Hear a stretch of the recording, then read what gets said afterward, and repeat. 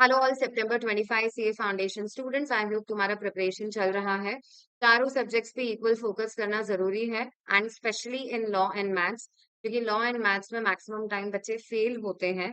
Economics I told you already, you should target 70 या 70 above, क्योंकि वही एकमात्र ऐसा सब्जेक्ट है जो एग्रीगेट बनवा सकता है। एंड बेटा टारगेट ये होना चाहिए, पहला target should be always to complete your notes.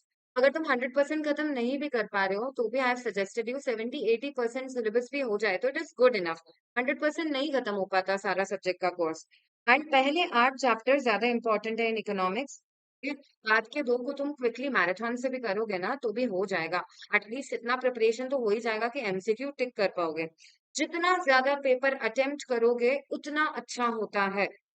100 marks का पेपर अटेम्प्ट किया है तो प्रोबेबिलिटी बढ़ जाती है 70 के ऊपर आने की। पेपर ही अगर 70 का अटेम्प्ट करके आए हो तो फिर मार्क्स ऑटोमेटिकली कम हो जाएंगे।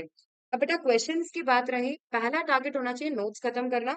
उसके बाद तुम्हारे पास टाइम बचता है तो कवर मॉड्यूल के क्वेश्चंस जो अपन ने स्टार मार्क किए हुए हैं जो इंपॉर्टेंट है। स्कैनर के क्वेश्चंस अगेन जो इंपॉर्टेंट है, पूरा पूरा स्कैनर सॉल्व करने का टाइम नहीं बचा है। और उसके बाद आरटीपी या एमटीपी के क्वेश्चन को टारगेट करना है।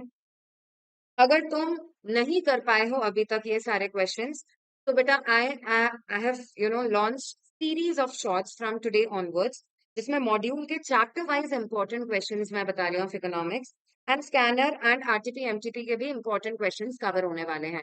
तो बस वो डेली बेसिस पे if you go through also then too तुम्हारे सारे इंपॉर्टेंट क्वेश्चंस कवर हो जाएंगे। Wish you all the very best for your